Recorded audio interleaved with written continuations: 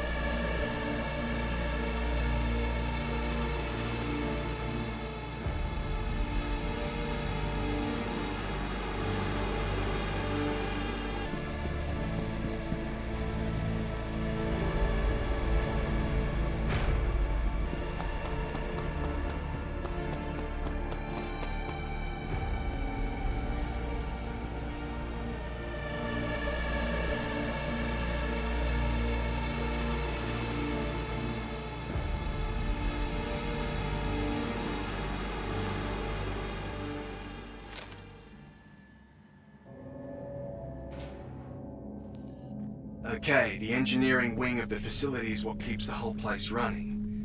Of course, with the weird readings coming from this section, I'm guessing they got something a little more powerful than a generator stashed inside.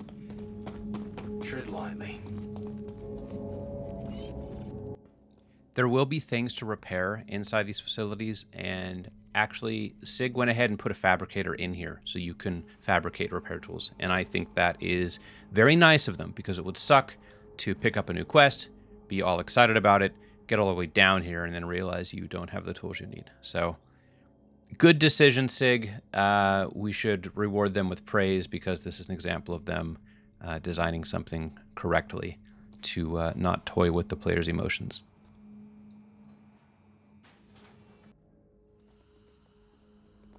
So you'll descend deeper into the facility, and it's kind of clear immediately that either things are spooky as fuck in here, or the game just isn't working. And it started off as spooky, but as you see, I will approach these gravity-defying corpses only to then have them suddenly fall to the ground, which just means that the server is very slow in sending me updates. But it's cool down here. SIG, once again, proving they are an asset company. They are good at making assets, whether that is, stations or spaceships or stuff like that. Whether or not SIG is a video game company, it's kind of like your uncle who plays the lotto. You wish the best for him. You hope someday it becomes a thing. And, yeah. And if it wasn't apparent from the moment we stepped foot in the facility, there's the typical jank going on here with an unhealthy server where, inventories aren't really working and things aren't transferring.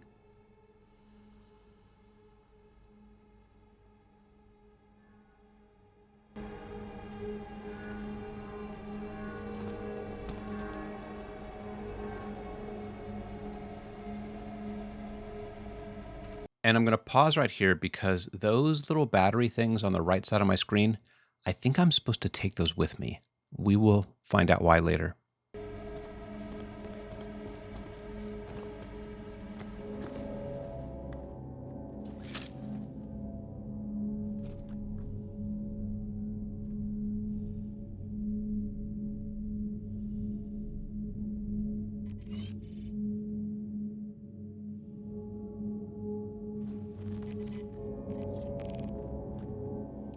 So right here, this might potentially be a poor design decision.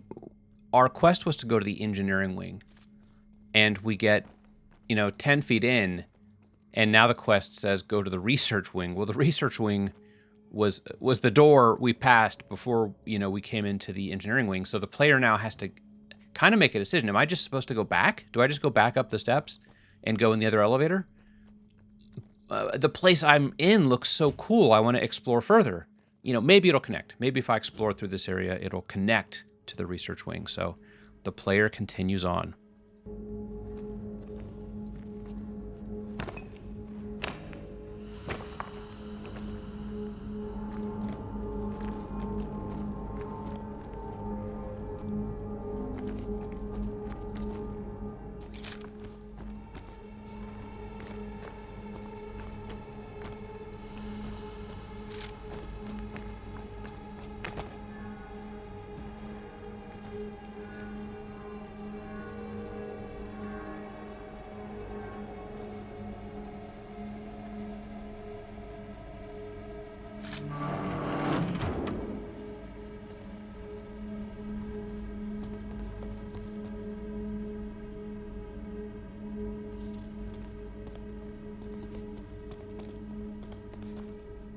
Here we can see some improvements to ladder navigation.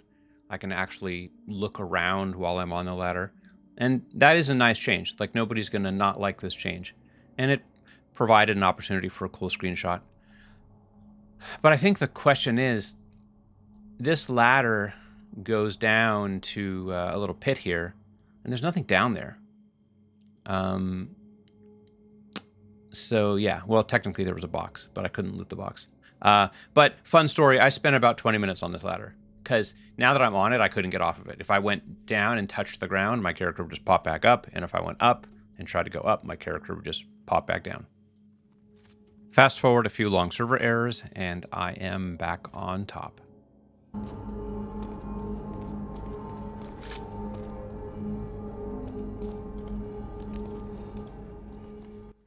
And because the fabricator never worked, I don't have a repair tool. So it's clear to me I'm not actually going to be able to get this system up and working.